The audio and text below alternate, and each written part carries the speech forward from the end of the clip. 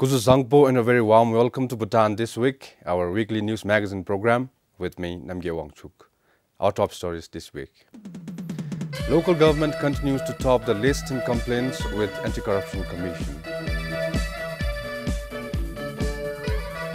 Remit Bhutan meets its target of $1 million. And Wangdi Phorang observes Kitchen Garden Day.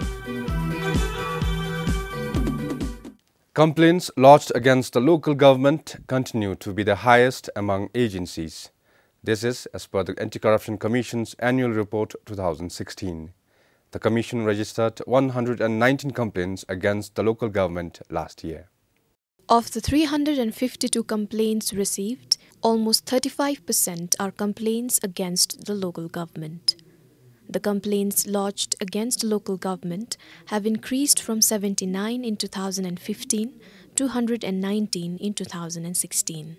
The report states local governments are more susceptible to corruption as it is at the local level where citizens and the public sector interact most regularly and directly. When corruption occurs locally, the impact on citizens' lives can be the most damaging, with the poorest being hit the hardest. Meanwhile, 62 complaints were registered against the ministries. However, the Ministry of Foreign Affairs received no complaints. Thimphu Dzongkhag recorded the highest complaints while Gasa received none. The number of complaints from known sources has been declining over the past 3 years. Some 58% were from anonymous sources. And abuse of functions by public servants still continue to be the highest form of alleged corruption. With additional reporting from Sharab Doji, this is Sunampem for PBS News. The Ad Hoc Committee of the National Assembly presented its report on improving the livelihood of highlanders in the country. It includes recommendations to address the key 5 challenges the community faces today. As per the report, depleting natural resource base, changing social norms and behavior, restricted access to resources, limited access to social services and financial and economic services are the major challenges faced by the Highlanders. The opposition leader, as the chairperson of the committee, said it is important to look into improving the livelihoods of the Highlanders to encourage them to continue living in their areas and to strengthen border security. 시주다 게령기 철시 디슬로 시작디 대순르 나와진 데믹셀루야 카토사기 데 자로 베니기 딜로 펜미토 세슈니 다두 차라 초 튀디 지미 유미디스게 둡데디 데 공기 레디스움베 야로 케펜 bombe 둡데 뜬 마수니디기라 마치 날레파 데 다두 유미기 시주 베루다 몽발루 삼미기 시주 베루다 릭바 탭지라 딤디베 Kego tepjira tundebe dubdedi tungube se mashigi shumidi di seshuni. Some of the proposed policies and programs include improving banking facilities, education and health facilities, enabling easy access to helicopter services, and promoting tourism in high-altitude areas. Majority of the members present supported the recommendations. Some also reported that part of it is already under implementation by concerned ministries and agencies. 가들레 혼드스기 시주나루도 라베용아도 가뎀집에 dinner로 마치브레 다리나 드베피미나 여바진 다 디에디나랑아시 생각이 데오빌 생각 레디기 뚝디베 가리잖아 수니라 데 딜루베 데 딜레 데베 제니베 가치기 다리 타토도 버친 땡아레기 노세 마치브지 메톰베스 수니라. At present, high altitude areas in the country include 11 Dzongkhags. This is Pasa for PBS News. The number of dog bites cases in the country is alarming, according to Health Ministry's annual bulletin. But the good news is that the number of rabies cases has been falling for the last 4 years.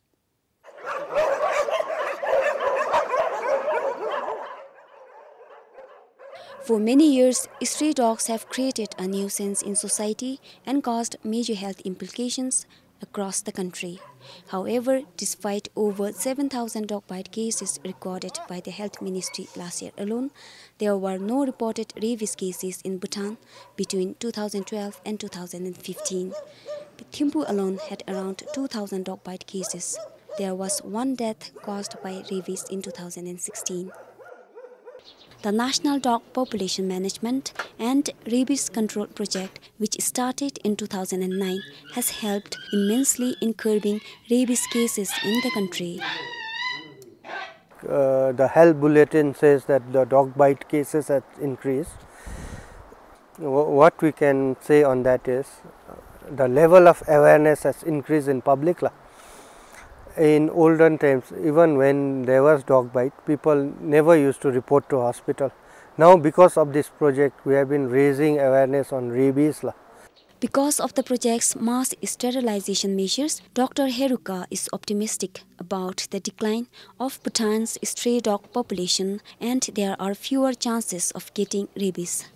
We do not see a large amount of puppies roaming around the street. That was the case prior to the project. So that has been our achievement. And so what we can see is a healthy population of dogs that are just surviving. They will live till the end, they will not breed, and come one day we will have a stable dog population that will stabilize over a period of time and slowly decline.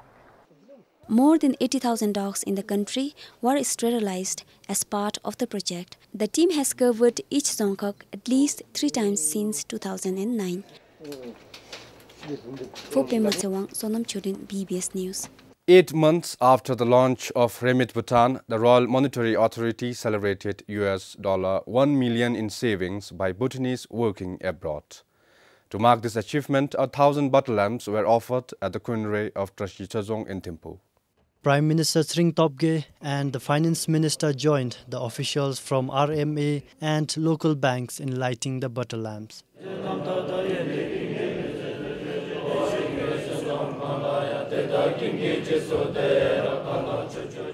Prayers were offered for the well-being and success of Bhutanese living abroad. The target of $1 million was set when the scheme was launched in September last year.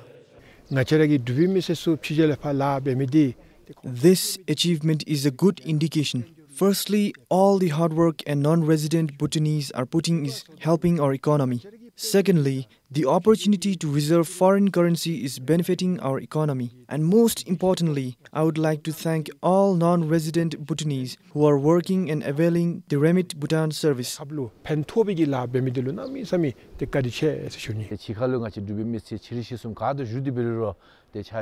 To all non-resident Bhutanese, we are celebrating this achievement today to value and thank the trust and importance you have placed for your country by saving your hard-earned money in the country. These days, most youth are availing themselves of the employment opportunities abroad. Many more will follow their footsteps. This trend will benefit the country.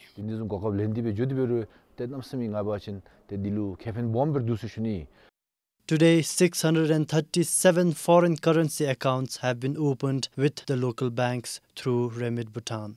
More than half of it is mostly owned by Bhutanese living in Australia. Sharab Dorji for BBS News. Improving public transport service is the most effective solution to the growing traffic congestion in Thimphu. This is as per the recommendation of a high-level transport coordination meeting held recently. Representatives from the Works and Human Settlement Ministry, Information and Communications Ministry and other relevant stakeholders took part in the meeting. As of now, city bus service operates from 6:30 a.m. to 6:30 p.m. every day. But this, according to the ADB consultant, is not adequate. Along with the fleet of city buses, the frequency of its service needs to be extended. Findings of the consultant show that last year, the number of new private vehicles in Thimphu and neighboring districts increased by 11%. It means over 5,000 new cars were registered last year in Thimphu. Today, there are over 86,000 vehicles in the country. And that's a very rapid increase, and clearly the road system is not capable of supporting these levels of cars and taxis. In order to try to solve the problem, my view, I'm a public transport specialist, my view is that you need a much better public transport system in the buses so that people might be attracted to use the buses rather than cars or taxis. And of course, the buses with larger numbers of people are more efficient users of the road space. There are 47 city buses in Thimphu, and there are plans to procure more. Number, especially compared to the population in Thimphu, is not at all adequate. Now with the growing number of commuters, we have a lot of demand for transport, especially during the peak hours, which starts 7:30 in the morning till 8:30. And then, like in the evening, it's 4:30 till 5:30. So that's the peak hours that we have. And we have a lot of transport demand during these hours. So we feel that we should have a lot more buses in future so as to cater to the demand for our transport need in Thimphu. Other recommendations to decongest traffic include allocation of road space for bicycles and reduction or cancellation of parking along the Northern Lam. Police in Paro started reinforcing zebra crossing rules in the town after 5 deaths and 22 hit-and-run cases were reported since January last year. Traffic police have been deployed at multiple zebra crossings to monitor and educate pedestrians and motorists on the rule. Zebra crossing rule was enforced about 2 years back in the town, but it did not last long after the poor quality paint withered and due to road maintenance work. We have been enforced it earlier also, but due to some problems like the road conditions and then the paintings which been withered out, we could not properly implement earlier. So now with the proper road maintenance and then the proper painting of the zebra crossing with the proper paint, the synthetic paint, now we have reintroduced or reinforced the zebra crossing. Since Sunday last week, traffic police started guiding both pedestrians and motorists to educate them on the use of zebra crossing. Police will start imposing fines of 550 Newton to pedestrians and 1,200 Newton to motorists for violating the rules by the end of this month.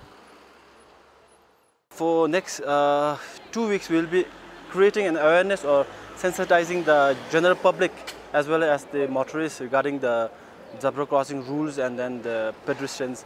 So right after the 2 week sensitization program, we will be enforcing the fines and penalty as per the RST rules and regulations. The reinforcement of the rule is expected to reduce hit-and-run cases in Paro. Currently, there are 9 zebra crossings in the main town area. The municipal authority has plans to install additional zebra crossing in core town and suburban areas such as in Lamgong and Bonde. For Sangye Chunjom in Paro, this is Pasa, PBS News. Wangdi Photong Dzongkhag observed its first Kitchen Garden Day on 12th May. The day is initiated to mark the importance of vegetables and promote commercial vegetable farming in the Dzongkhag.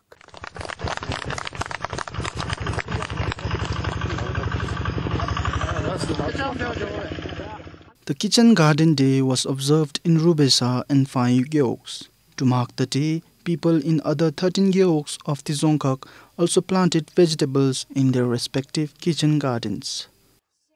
For most Gyeoks in Wangdi Photong, vegetable is one of the important cash crops. To harness such potential, the Dzongkhag agriculture sector has been working closely with farmers to increase the vegetable production in the Dzongkhag.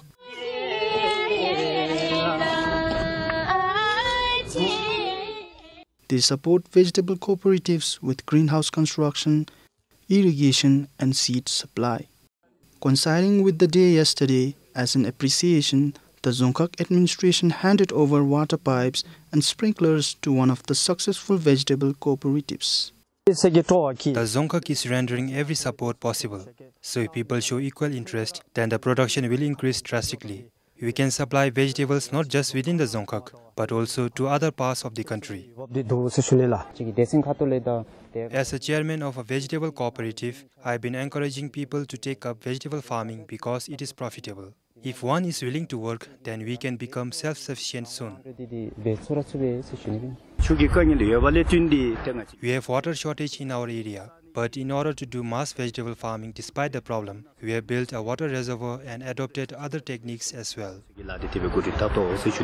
Food security, healthy balanced diet in rural community and organic farming were some of the objectives the day was observed with. The initiative is mainly to discourage consumption of imported vegetables due to its content of chemicals. We also want to provide a substitution for such vegetables.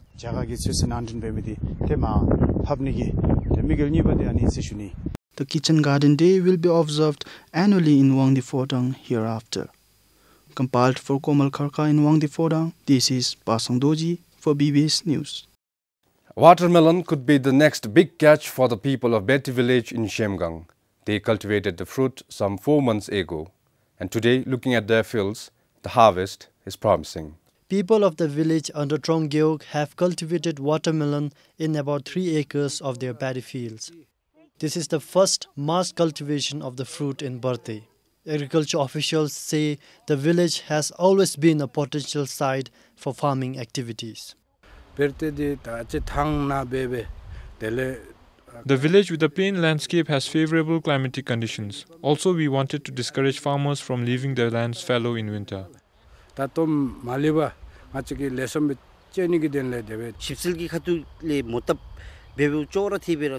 seems like the mass cultivation is going to be a success, just like our research trial. So far, people never took up mass farming of watermelon. Initially, farmers were skeptical about taking up mass watermelon farming, but not anymore.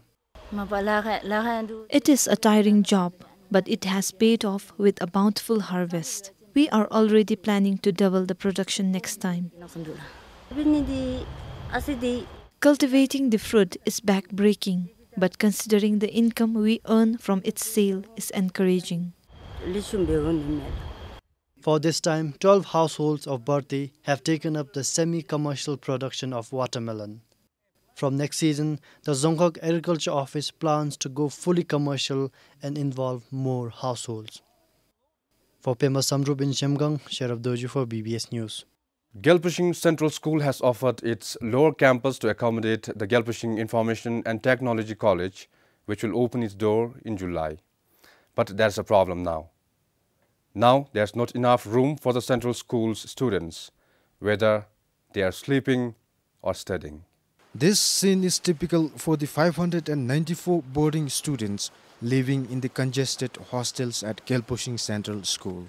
Conditions are so cramped that many are left with no alternative than to do their homework there.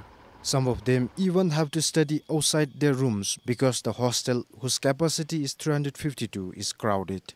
ngachiri lobdadi ma thorim lobdagi washimle chu ngachiri lobdana lukang de la shara the sishunela ngachirani chorjangi kablula chorjang hemadi mabeni wala dichibeudalu kara yabegobe ani beudalu di chorja tapchigula ngachi boom busta boom gara cheka tapchigu beni mes sishunela pebawachin dare bus pewachin naba boom yonla ani beudalu ni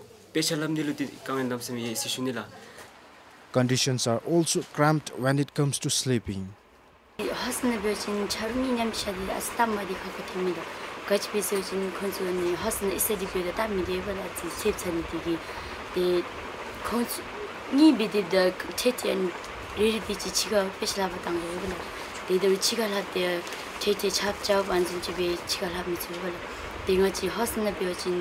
cleanliness at maintenance benigila hatula kachbe bus nimji be sashim der bumgi korja be mapel tab me des shuni pechtaro de nana biru an palon dis gere chikha be alu chuku dis chikha nini dom be de mapel tab me de nana biru napse chep ki be mapel be mitswe shuni na dele nana taro ni to chap dele chikha lochi chikha lon be dero napse zendo bumgi anjum kang tembal na de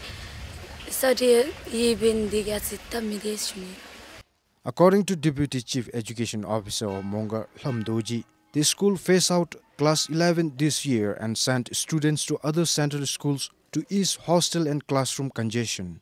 But those central schools could not enroll more students because the enrollment is already high. He added that construction of classrooms and hostels is underway at Kidika Central School, but not at Gelposhing, at least for now. So far, there have been no serious disturbances, but students in Gelposhing will have to endure the crowded conditions if they want to continue their education. For Sonam Sring, this is Passa, BBS News.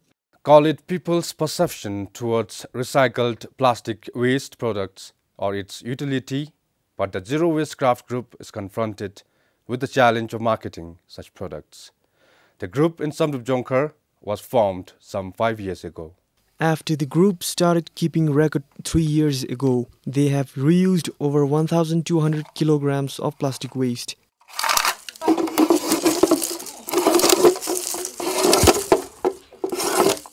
The members mostly weave plastic baskets and bags with the recycled waste.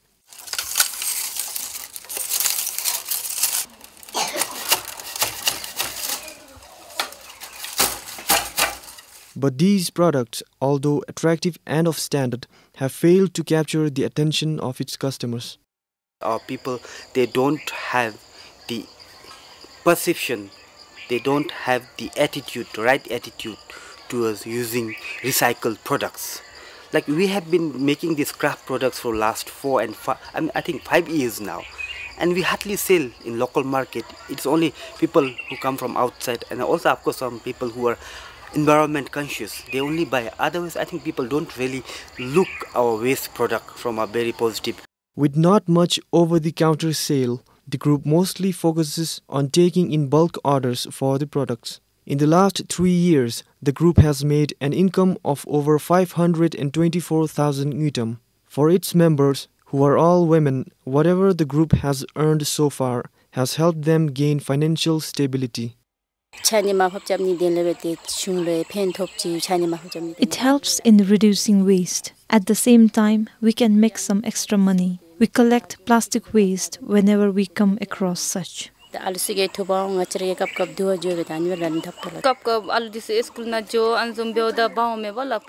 times, our children bring home plastic waste when they find while returning from school.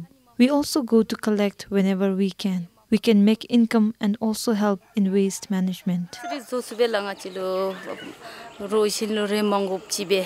Despite a bleak market, the group is optimistic of continuing the initiative.